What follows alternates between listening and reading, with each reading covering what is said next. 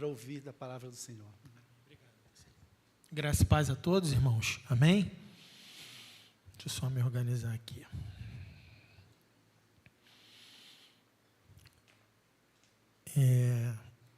Nós pregamos expositivamente às quintas-feiras, aos domingos, e também as nossas aulas de Escola Bíblica Dominical também são expositivas.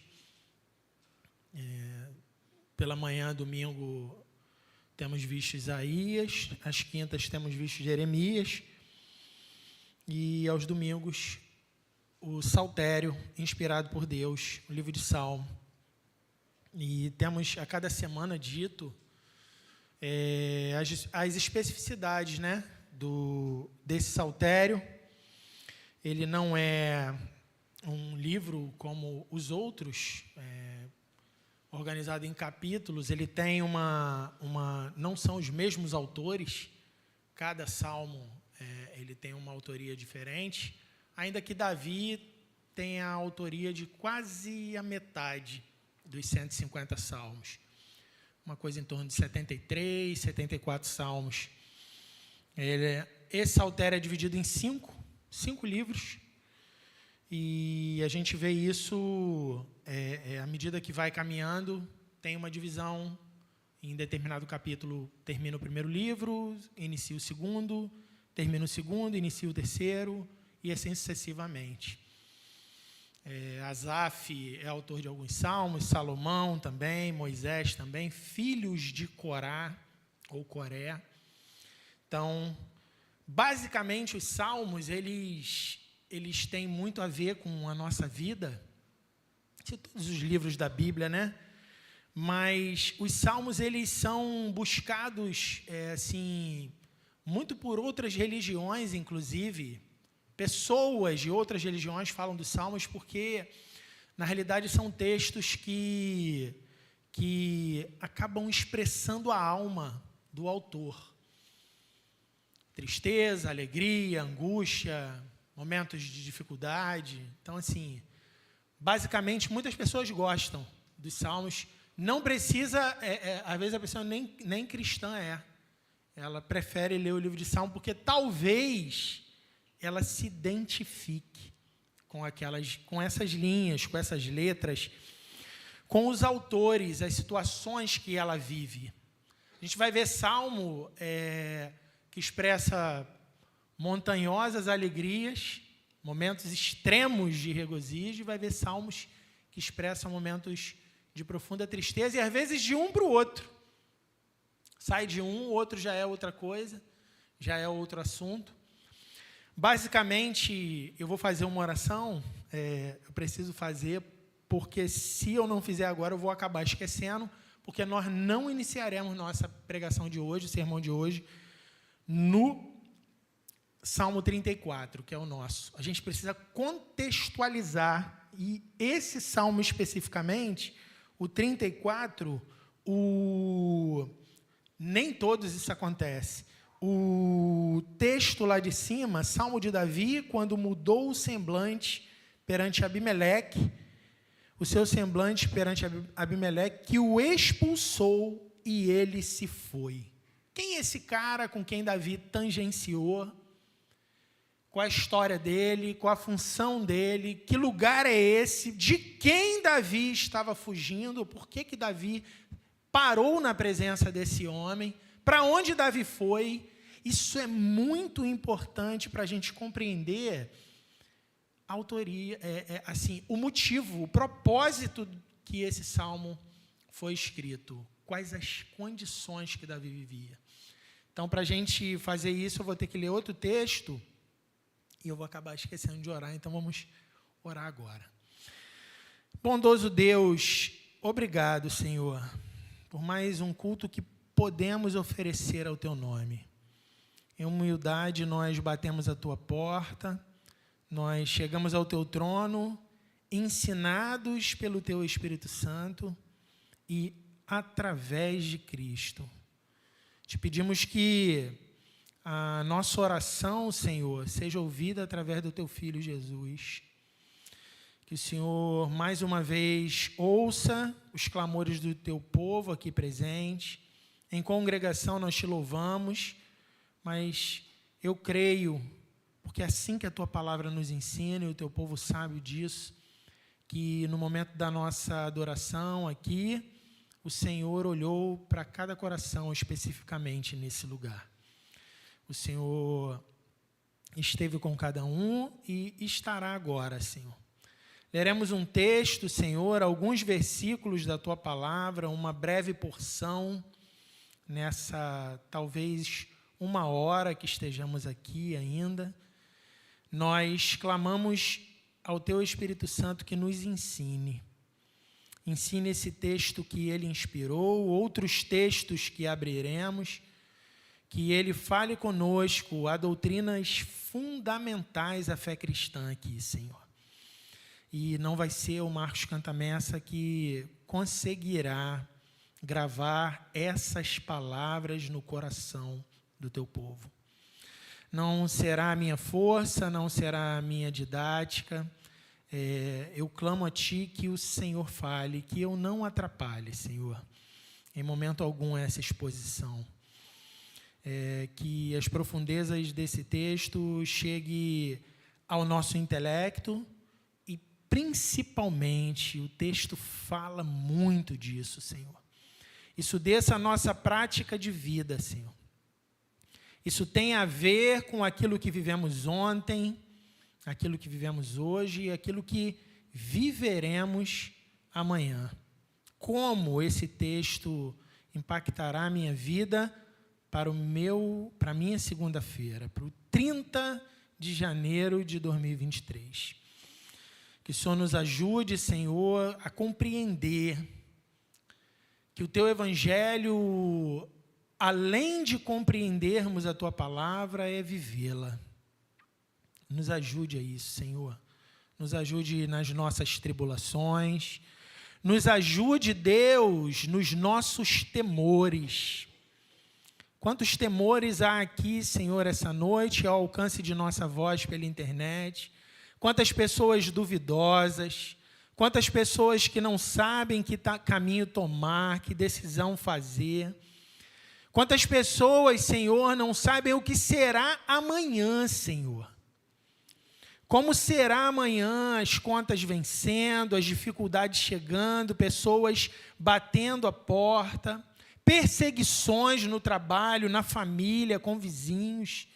Deus, que nós aprendamos essa noite, não só aquele aleluia da compreensão intelectual do texto, Senhor, que nós aprendamos esta noite a viver o que está aqui, aguardar no Senhor, descansar no Senhor, louvar ao Senhor em meio às tribulações e estar agradável disso, tendo o Senhor como o nosso completo, aquilo que de fato é importante para nós. Nos ajude a isso. Nós pedimos também perdão por nossos pecados, por nossos erros perante Tua face. Nos ajude, Senhor, para a honra e glória do Teu nome. Amém. Abra sua Bíblia em primeiro livro de Samuel, volta um pouco, capítulo 21.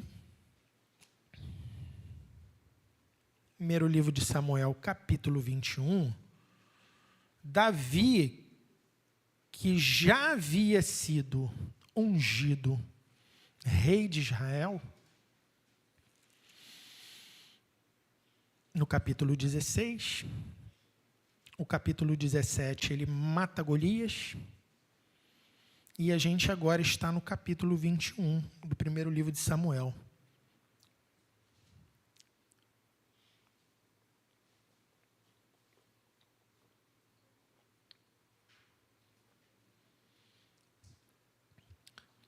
Fugido de Saul, o rei o perseguia, ele já havia sido ungido rei e ainda não havia assumido o trono.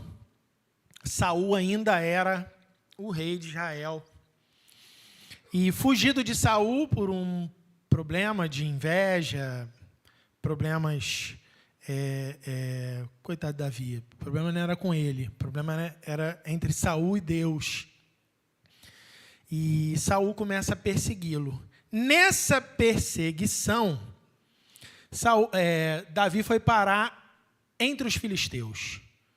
Golias era o que mesmo? Alguém pode me ajudar, me lembrar? Golias era de que nação?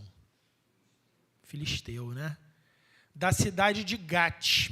Golias nasceu em Gate.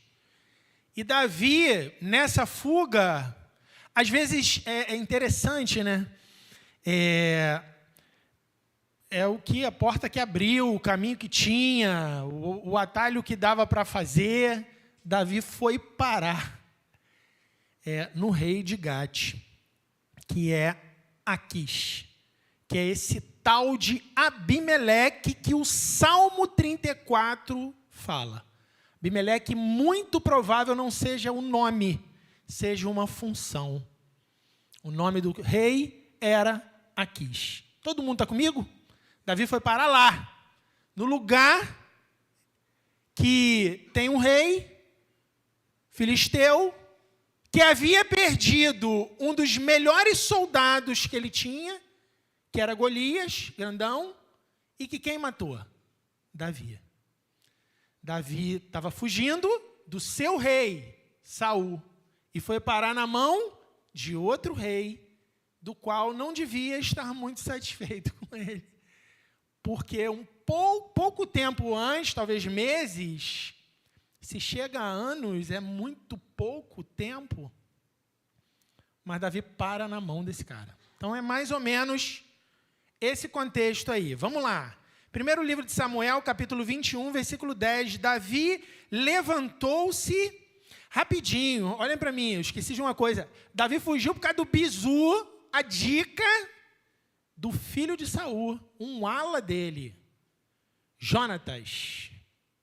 Uma amizade que existia entre os dois, como de mais do que de irmãos.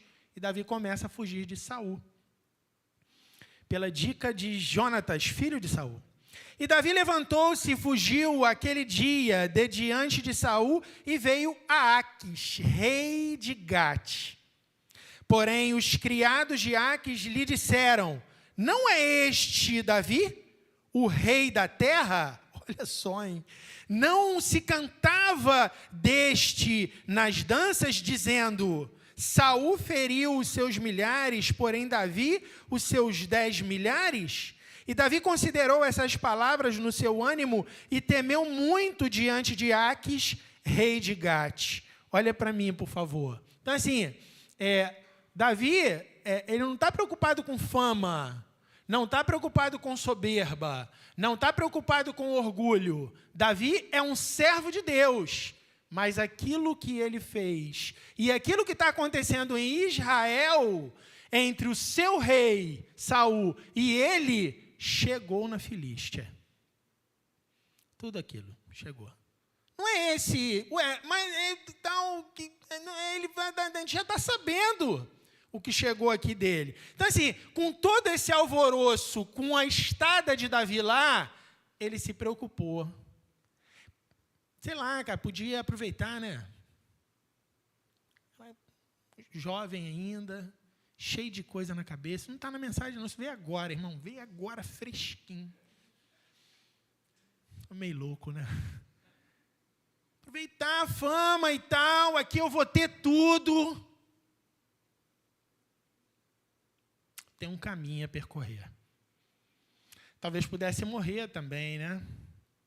E é por isso que ele vai fazer uma coisa aqui que vai despistar, vai se fingir de louco, vai chegar até babar, para que olhem para ele e falem: não, esse cara está louco, cara, larga ele, deixa ele para lá. Versículo 12, Davi considerou essas palavras no seu ânimo e temeu muito diante de Aquis, rei de Gate, pelo que se contrafez diante dos olhos deles e fez-se como doido entre as suas mãos e esgravatava nas portas do portal e deixava correr saliva pela barba, babava. Então disse Aques aos seus criados: eis que bem vedes que este homem está louco. Por que me trouxeste a mim? Faltam-me a mim doidos para que trouxesses este que fizesse doidices diante de mim? A este entrar na minha casa? Há de este entrar na minha casa? Então, assim, ele dissimula, com medo, talvez, né? Vai agarrar, olha onde eu vim parar. Dissimula, dá uma de louco, dá uma de doido, chega a babar e ele vaza dali. O capítulo 22 de 1 Samuel, que não é o nosso texto, mas só para a gente compreender como é que estava, a vida de Davi estava fácil, estava tranquila. O capítulo 22 começa assim: então Davi se retirou dali e escapou para a caverna de Adulão. Olha isso, cara. E ouviram-no os seus irmãos e toda a casa de seu pai, desceram ali para ele, ajuntou-se a ele todo homem que se achava em aperto, e todo homem endividado, todo homem de espírito desgostoso, e ele se fez chefe deles, e eram com ele uns 400 homens. Olha só. O cara está fugindo, está cheio de pane, angustiado, cai na mão de um cara que talvez vai me matar, eu vou dar uma de louco, fujo, vou parar numa caverna quieto, eu quero ficar quieto, quero ficar no meu canto. Ainda atrai um monte de cara endividado, o cara com problema, devia ter problema de saúde, problema de família, problema, enfim, um monte de situação. Olha para Davi e fala assim: tu vai ser meu chefe. Aí, Francisca. Que parada, hein? Então, assim, nesse momento, Davi, tá fácil, né? Ele compõe o Salmo 34. Já falei, né, que é possível que a descrição aqui do Salmo 34, que fala Salmo de Davi, quando mudou o seu semblante, quando algumas versões vão dizer, se fingiu de louco. Alguém tem lá em cima, assim? Tem não? Tem? A tua? Lê para a gente aí, Vitor. O título.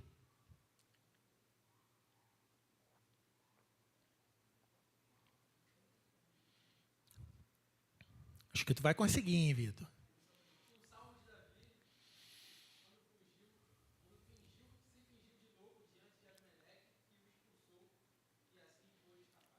Obrigado.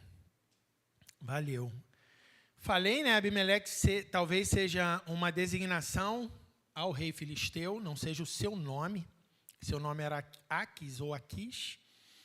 A gente leu ali no primeiro livro de Samuel.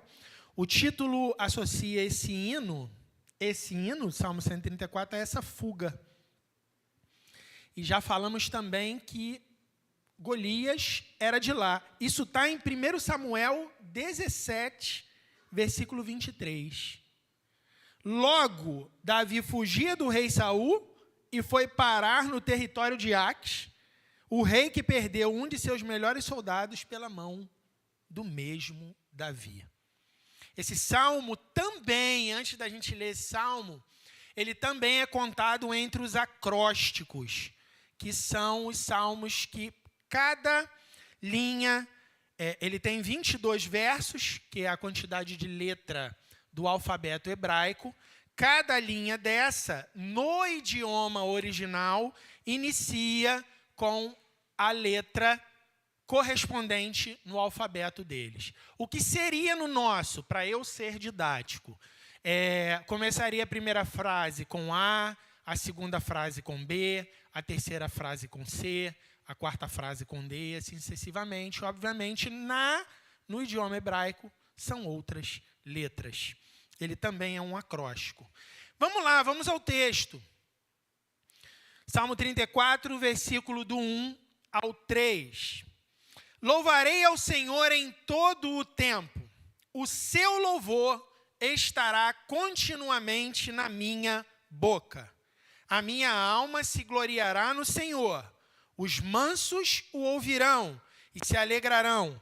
Engrandecei ao Senhor comigo, e juntos exaltemos o seu nome. Ele é convicto do que ele faz e conclama. Em alguns momentos, repetirá, chegará até aos jovens, aos meninos, aos mais moços, também falando isso. Esse vocativo.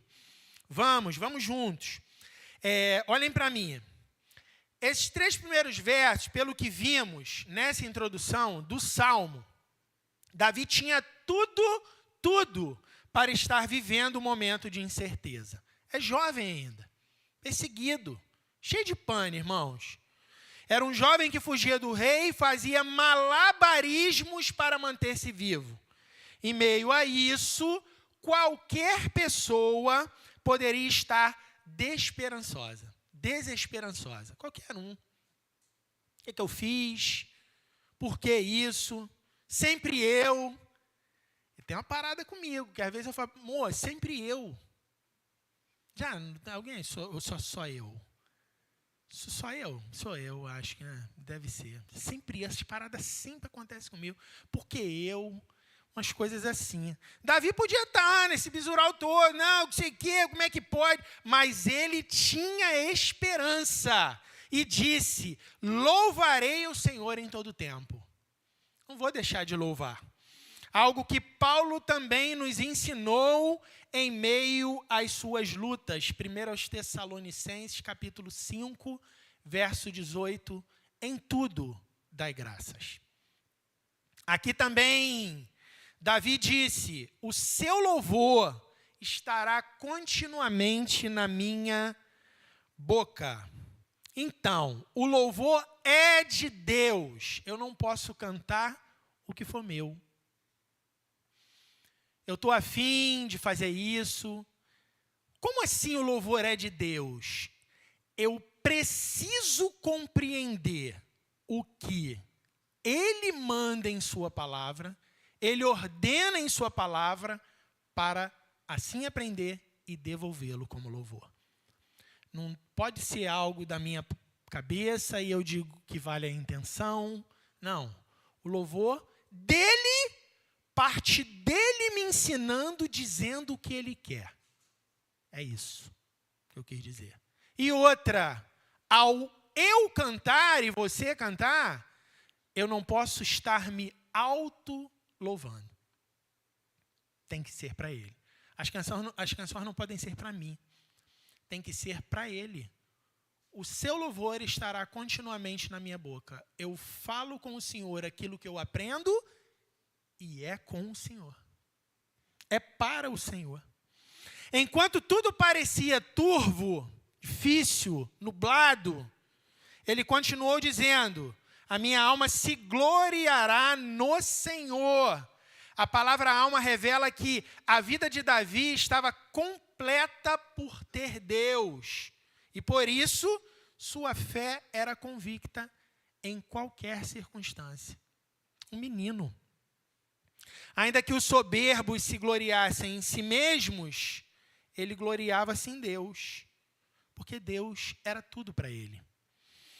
O que faço, o que sinto, o que passo, sempre deve ser para a glória de Deus. Paulo também entendeu isso em 2 Coríntios 10, versículo 17. E a partir dessa convicção que ele pregou aos outros, e aqui a gente já vê isso no verso 3, engrandecei o Senhor comigo e juntos exaltemos o seu nome. É a partir da convicção que ele tem, que ele pregou aos outros para que engrandecessem a Deus também. Davi não escreveu só para que soubessem aquilo que ele sentia, mas também para que vivessem o que ele vivia. Que seguissem aquele exemplo, o exemplo dele. O Novo Testamento também mostra Paulo utilizando suas prisões em prol da pregação do Evangelho. Filipenses capítulo 1, versículo 12 ao 14, Paulo, ele está completo em Deus, mesmo estando preso. E sabe que aquela condição que ele vive, ainda que triste, ainda que passando necessidade, ele sabe que aquilo ali, de alguma forma, colabora com a pregação de outros. A sua vida colabora para que outros sejam encorajados a proclamar o Senhor. Verso de 4 a 7. Busquei ao Senhor e ele me respondeu. Livrou-me de todos os meus temores. Olharam para ele e foram iluminados, e os seus rostos não ficarão confundidos. Clamou este pobre, e o Senhor o ouviu, e o salvou de todas as suas angústias. O anjo do Senhor acampa-se ao redor dos que o temem e os livra. Olhem para mim, por favor. Esse bloco, esses 4 versículos, 4, 5, 6 e 7, do poema, tem algumas doutrinas fundamentais da fé cristã. A gente vê muitas coisas importantes aqui no tocante à fé cristã. Em primeiro lugar, quando Davi disse, busquei ao Senhor, no versículo 4, e clamou este pobre, no versículo 6, está implícito no texto que é em relação aos piedosos. Ele e todos os servos de Deus de todos os tempos. Aqueles a quem Cristo alcançou. Ou seja, Deus ouve e responde a oração do justo. Os piedosos, quem são os justos? Os piedosos que estão debaixo do justo, que é Cristo, são ouvidos por Deus e suas orações são respondidas por Ele. Não é uma questão de que, não, essa semana eu fiz justiça, essa semana eu andei certinho. Não tem Cristo, não há resposta, não há ouvido. Esse texto não ensina, também é importante isso aqui, que o homem é o homem quem procura Deus por sua própria iniciativa. Não. Biblicamente, é sempre Deus quem procura o homem. Gênesis 3:9. Adão, onde estás? Funciona basicamente, isso é um retrato, é um recorte do chamado de Deus pessoal com todos os homens durante a história depois de Adão. Porque todos pecaram com ele. E de alguma forma, todos que são achados, todos que passam a ser servo de Deus, são achados por ele. Não foram os homens que encontraram Deus sozinhos. Alguém pode trazer, porque, assim, textos como esse, nunca, sempre, essas questões assim. Pode surgir alguém com um texto isolado. Irmão, entendi essa parada aí e tal, mas aí tem Nicodemos lá, né? Foi ele que foi atrás de Jesus e coisa e tal. O cristianismo, irmãos, a palavra de Deus, ela precisa ser interpretada com doutrinas que não se movem. Coisas do tipo, a salvação é coletiva ou é individual? Me ajudem.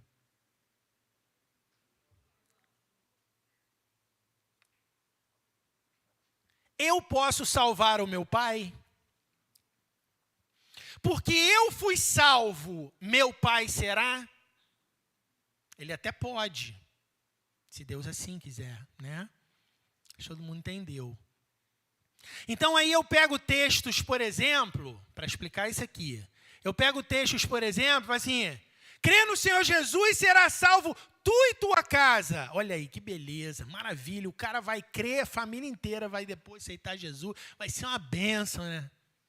Então, irmão, não pode. O texto não pode dizer isso. Porque Deus trata com cada um individualmente. Então, assim, o que eu tiro disso tudo? É individual com cada um. Ninguém procura Deus por iniciativa própria.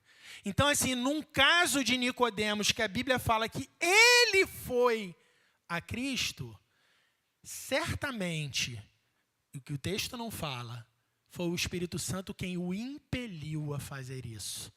Porque isso é uma doutrina fundamental da fé cristã. Tem que começar com o próprio Deus.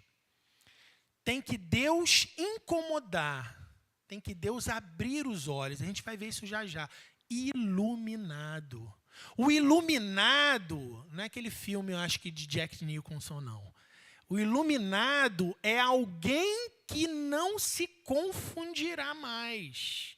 O próprio Deus descortinou a ele, falou com ele, abriu, desvendou, esclareceu. Falamos disso aqui na Escola Bíblica Dominical hoje. A gente vai pregar, vai dar de tudo, vai tentar de todas as formas que uma pessoa compreenda. Mas quem vai abrir o coração será Deus. Isso nós não temos o mínimo poder de fazer. Então, assim, compreendendo tudo, é sempre Deus quem chama. E ao chamar, eu poderei dizer, busquei ao Senhor. Porque eu já faço parte desse exército. Eu já tenho Ele como Deus, eu já tenho o acesso a Ele. Para poder orar, para poder falar, para poder chorar, para poder me alegrar, para poder dizer o que eu penso.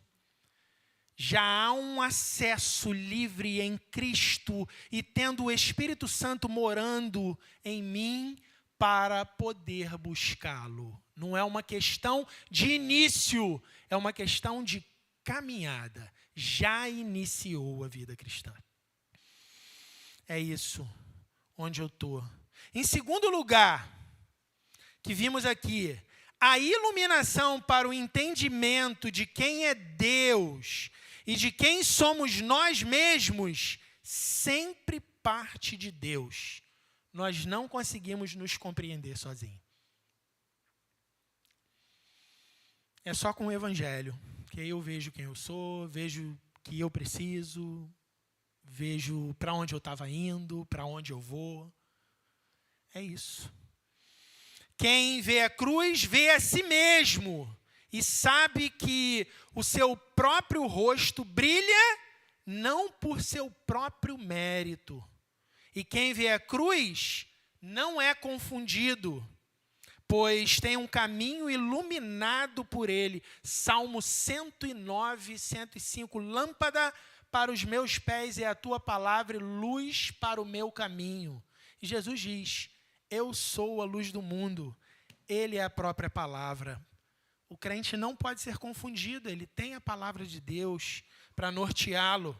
Nota-se aqui que o Evangelho traz sempre uma ideia de caminhada, de desenvolvimento diário. 2 Coríntios 3,18.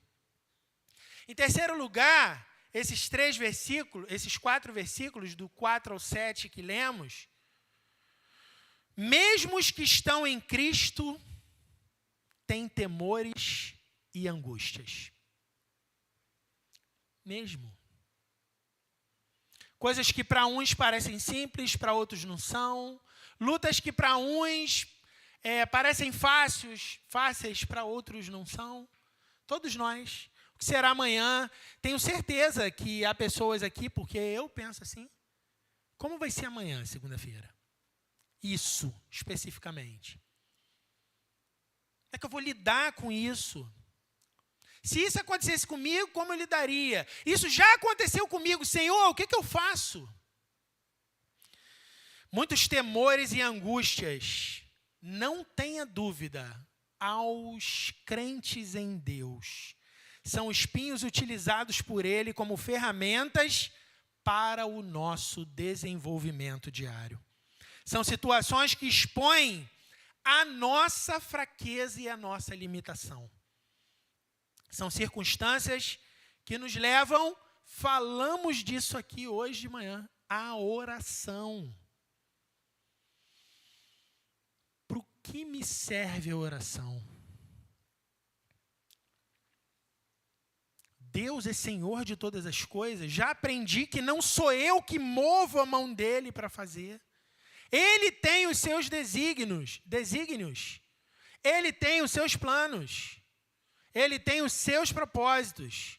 Então, eu, Senhor, sendo teu servo e sendo instrumento teu, que não tem a mínima ideia de quais são os teus propósitos, primeiro eu vou ler a tua palavra, orar para compreendê-la, só que há situações na vida práticas que muitas vezes eu não sei como aplicar, muitas vezes eu não sei como agir, muitas vezes eu não sei como decidir, espinhos, angústias, situações difíceis que eu não sei como resolver, o que fazer, tristezas na alma que eu não sei como fazer, como resolver. O que eu vou fazer? Eu não sou Deus, eu vou para os pés dele e vou orar.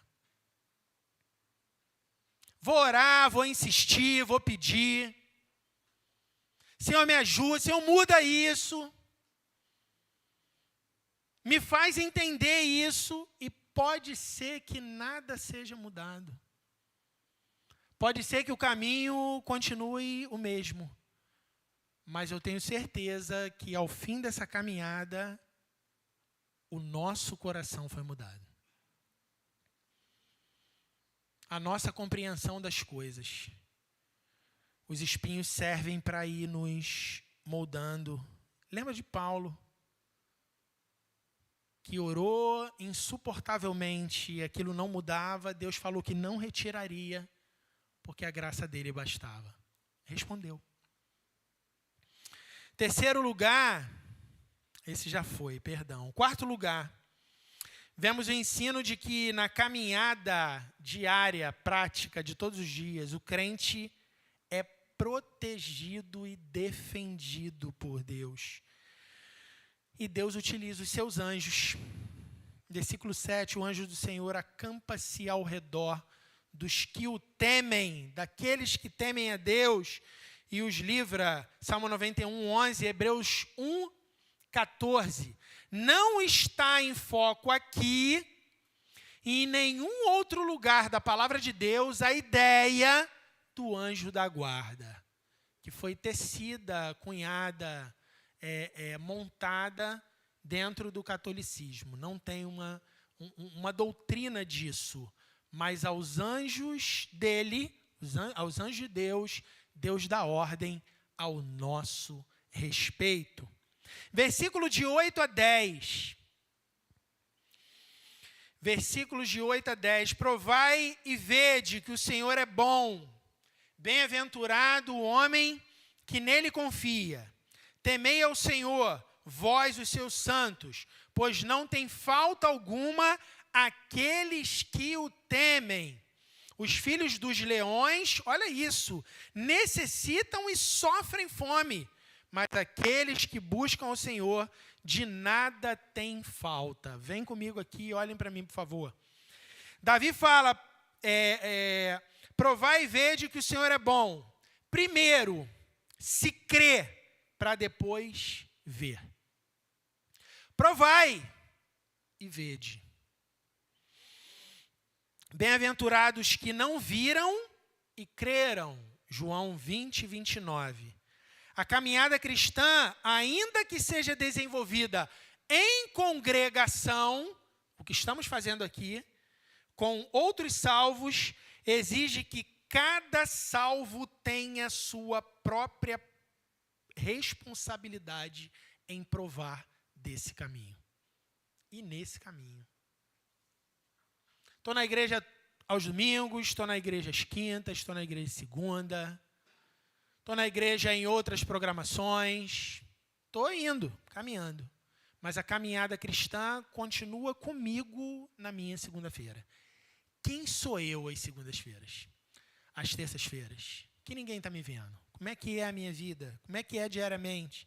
Como é que é além do sermão? Como é que é além do quintal da igreja? Como é que é a vida diária, o dia a dia?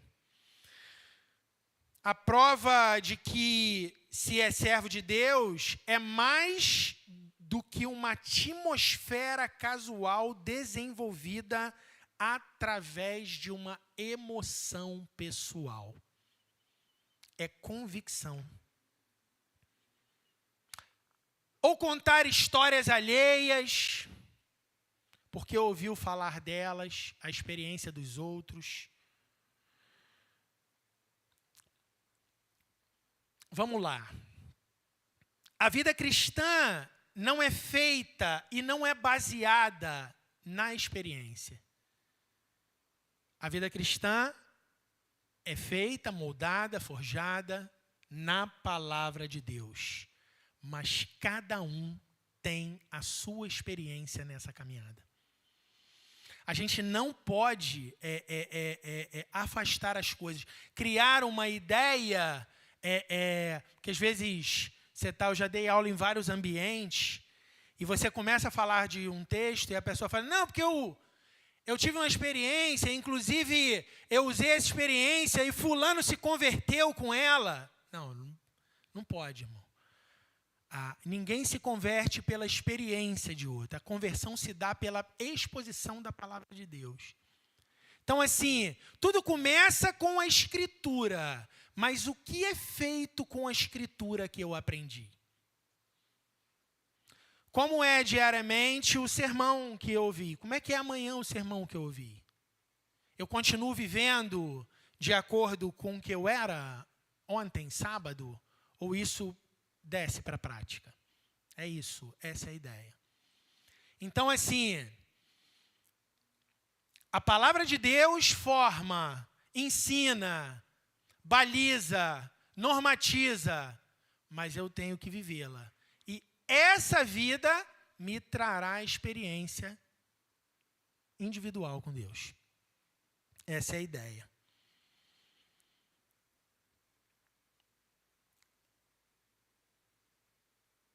A felicidade plena reside em confiar em Deus, e esse chamado é pessoal. O teu, Otacílio, ainda que sejamos irmãos, é teu.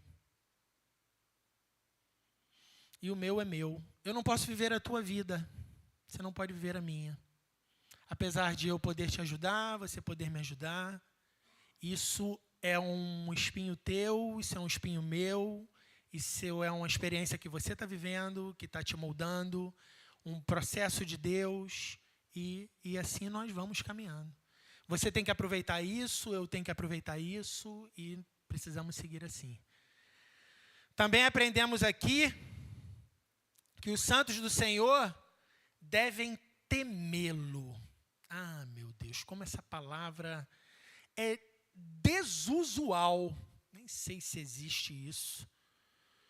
O temor a Deus é a fonte de todas as bênçãos dele aos homens. Salmo 111, versículo 10, e Provérbios, capítulo 1, verso 7. Já viu um crente sem temor?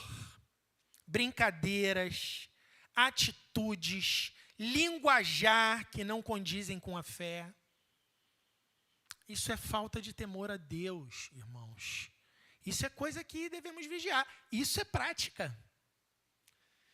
O evangelho, Davi está conclamando aqui, é uma bênção, a palavra de Deus, que maravilha. Ensinei, que bênção. Senti a tua presença enquanto ouvia a tua palavra, que maravilha, que doutrinas centrais. E o que isso impactou na prática? Isso precisa ser vivido. Mudou a minha fala, mudou o meu jeito. Coisas que são pecado, isso impactou na minha atitude, mudou a minha forma de viver, de reagir, de agir. Temor.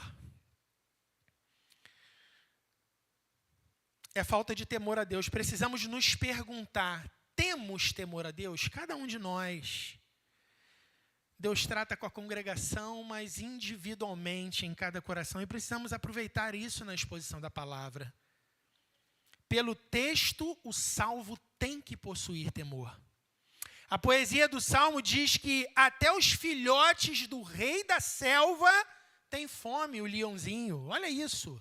Isso seria um absurdo, visto que a família do leão deveria ter tudo em seu habitat. Mas não tem. Não tem. Já o crente de nada tem falta. Por quê? Porque a sua alma se gloria em Deus. Até as feras vigorosas têm menos segurança dos que desfrutam da provisão do Senhor. É o que o texto está dizendo. Aqui cabe uma pergunta sobre o ensino desse salmo até aqui. Tem tido falta de algo básico na tua vida? Provai e vede que o Senhor é bom. Davi te ensina e me ensina. Versículo 11 ao 14. Versículos do 11 ao 14. Aí ele chama aqui: vinde, meninos, ouvi-me, eu vos ensinarei o temor do Senhor. Quem é o homem que deseja a vida, que quer largos dias para ver o bem? Guarda a tua língua do mal e os teus lábios de falarem enganosamente. Aparta-te do mal e faze o bem. Olha a prática aqui. Procura a paz e segue-a. O evangelho não é sentar para ouvir como filósofos falavam e nos agradarmos daquilo que está sendo dito e acabou. Tem vida envolvida. A expressão vinde, meninos, passa a ideia de alguém que quer ensinar o temor do Senhor aos jovens. Algo como em Provérbios, capítulo 1, versículo 9. Aqui Davi ainda era jovem, mas com mais vivência com Deus do que muitos adultos tinham. Ele insiste aos jovens que temer a Deus é o princípio da sabedoria. E a sabedoria não é algo para ser verbalizada somente. Que maravilha, né? Quem já viu aqui? Vou dar moral.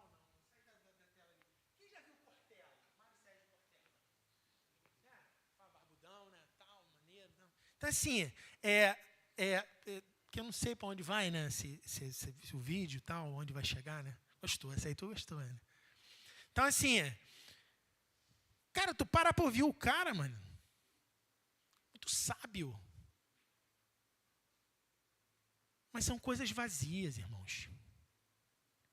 Não tem impacto para a eternidade. E a palavra de Deus tem.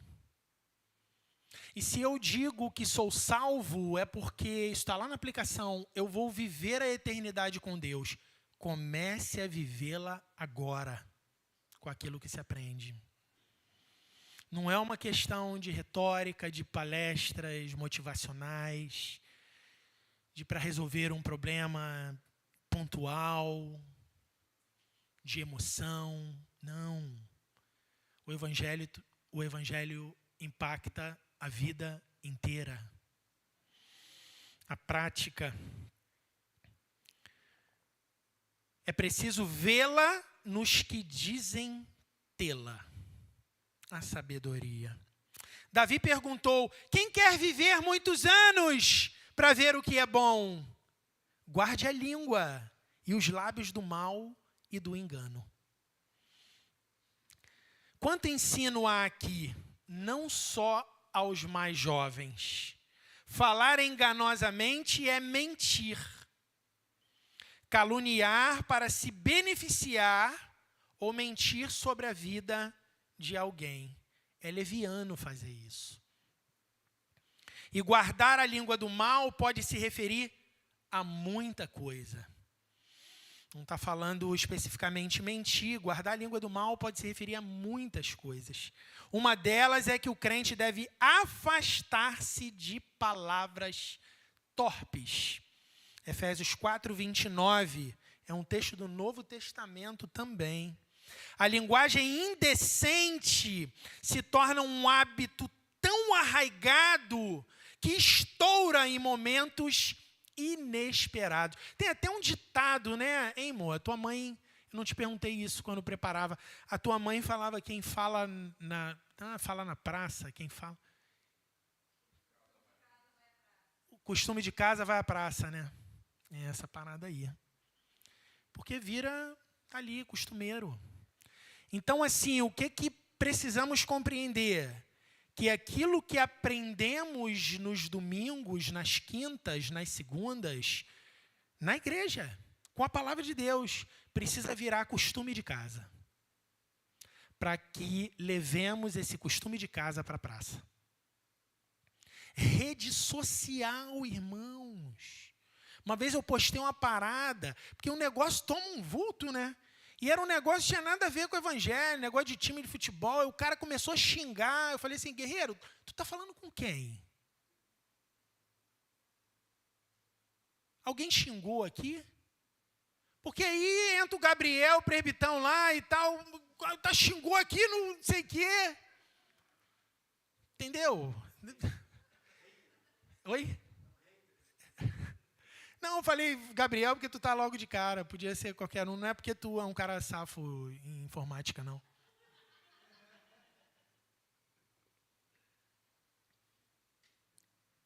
A linguagem é assim. Aí eu fui dar uma opinião uma vez, numa situação lá, que pode isso, não pode. Eu falei, tentei balizar lá um texto lá, cheio de versículo. Apareceu um cara fumando. A foto do cara fumando. Evangélico. Olha aí. Seu intolerante, porque o evangelho... Aí eu falei, vem cá, será que essa foto é do cara que está falando comigo? Não tem parâmetro mais, irmãos.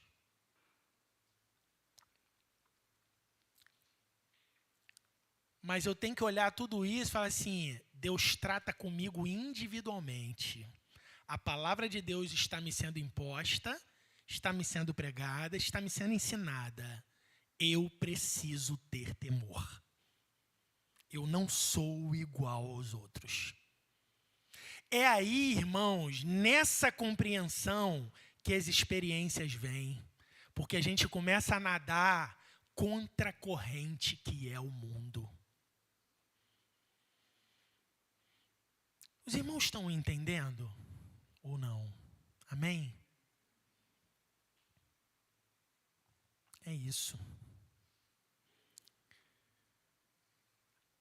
Pedro transcreve esse trecho que a gente leu aqui, do Salmo para a igreja, lá em 1 Pedro, capítulo 3, versículo 10 ao 12. Esse trechinho, aqui do 12 ao 14. Quem é um homem que deseja a vida, que quer largos dias para ver o bem, guarda a língua do mal, os teus lábios de falar enganosamente, aparta-te do mal, faz o bem, procura paz e segue-a. Passando a ideia, Pedro faz isso à igreja, passando a ideia de que aquilo que se aprende precisa ser praticado na vivência. E por aqui aprendemos que isso se refere ao nosso vocabulário também. Pode-se abrir muito leque aqui nessa passagem. Aquele que utiliza as palavras enganosamente e as utiliza para o mal, pode estar ligado à manipulação de pessoas para benefício próprio, através da conversa.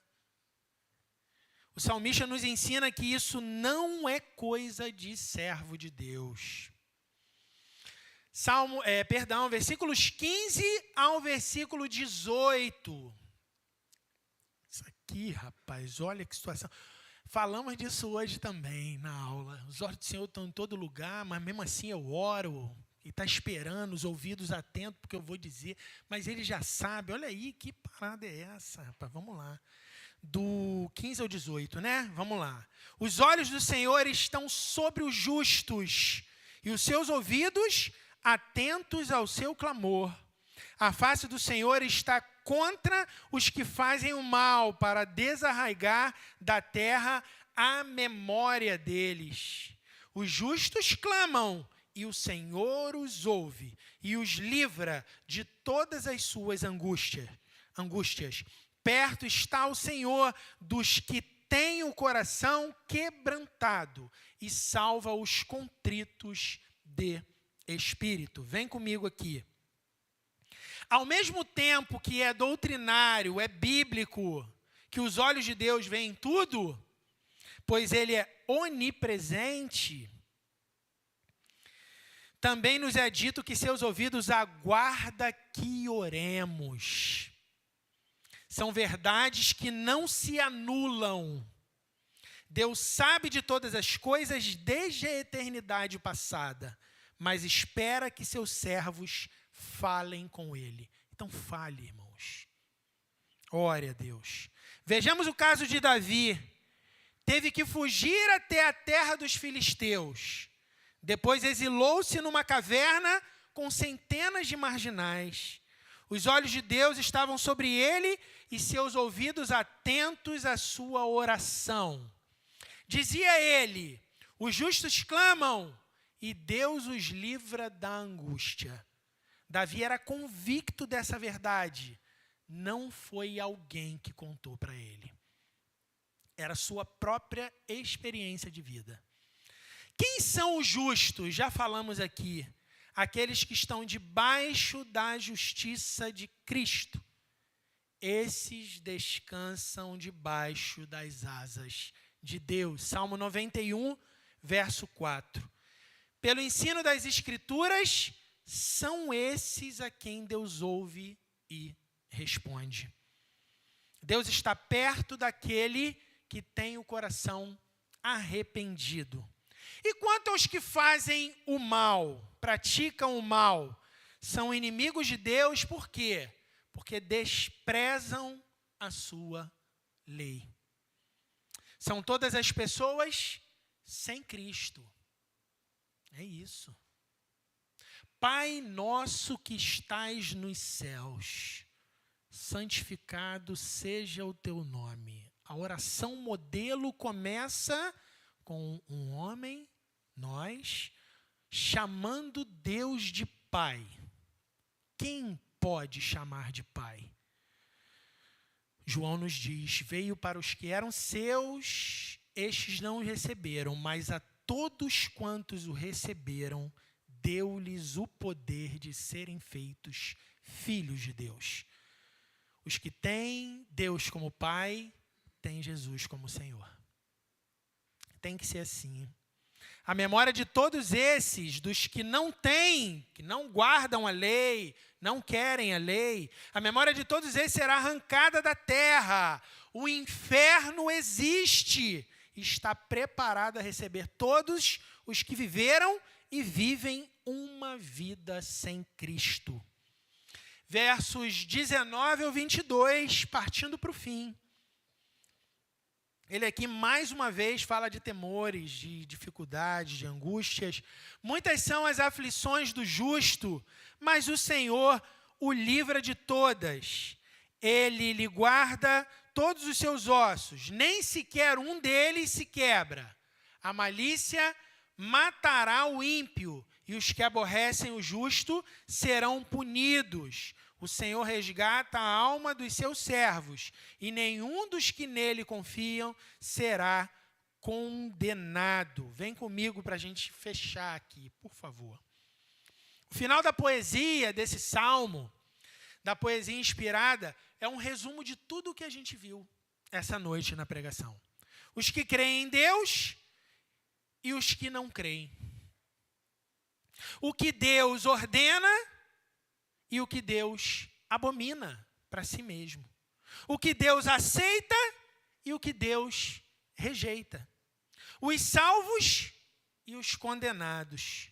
Isso vai além dessa vida terrena. Isso começa nessa vida terrena. Onde eu estou? Mas está ligado à eternidade. Nenhuma condenação há para os que estão em Cristo Jesus, Romanos 8, verso 1. Ainda que seus servos tenham aflições aqui, e temos muitas, Deus nunca estará desatento a elas. Seus servos têm acesso ao seu trono por Cristo, o maior de todos os sofredores. É uma passagem que se cumpriu em Cristo na cruz. Deixa eu achar aqui o versículo. Verso 20. Ele guarda todos os seus ossos, nem sequer um deles se quebra. É uma passagem que se cumpriu em Cristo na cruz, João 19, 36. Nenhum de seus ossos foi quebrado. Ele foi perfeitamente justo. Quanto aos que estão em Cristo, a sua igreja, o salmista passa uma ideia de que seus servos devem confiar em Deus, porque Ele cuida de nós em todos os sentidos. É como se, no fim, tudo fosse preservado com Deus na nossa vida. Aleluia. Em passagens como essas, em salmos como essas duas aplicações aqui, em todo o tempo eu usei, obviamente, alguns comentários, mas na aplicação eu usei um comentário de um pastor, falei isso quinta-feira. Foi meu primeiro comentário esse. Tem uns... Vou falar não. Tem uns 20 anos comigo. Matthew Henry. Eu acho que ele foi um pastor presbiteriano, 1700 e alguma coisa. E eu acho esse comentário assim extremamente devocional. Eu indico que você compre, se você quiser tê-lo. Ele não é técnico. Ele traz... O cara viveu há 300 anos atrás. É o mesmo evangelho, cara. Era o outro mundo, mas as mesmas dificuldades. É extremamente atual, parece que está conversando com a gente.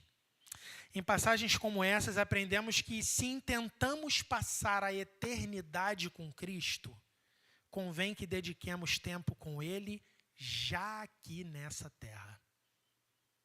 Ou seja, aquilo que aprendemos em sua palavra precisa ser vivido, porque é a sua vontade. Não é uma questão só de guardar, só de falar, só de repetir, só de citar. É uma questão de vida.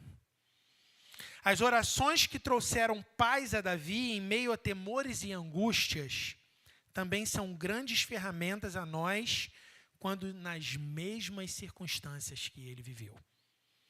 E mesmo não fazendo mal a eles, Davi não era bem visto pelo rei de Israel e pelo rei dos filisteus. Mas Davi era bem-vindo no trono de Deus. Isso precisa ser aprendido por nós. Ainda que pareça que tudo está turvo, tudo está difícil, pareça que muitas coisas estejam fora do lugar, temos acesso ao trono de Deus através de Cristo Jesus e somos bem-vindos lá. Amém, irmãos? Ora a Deus. Deus nos abençoe em nome de Jesus.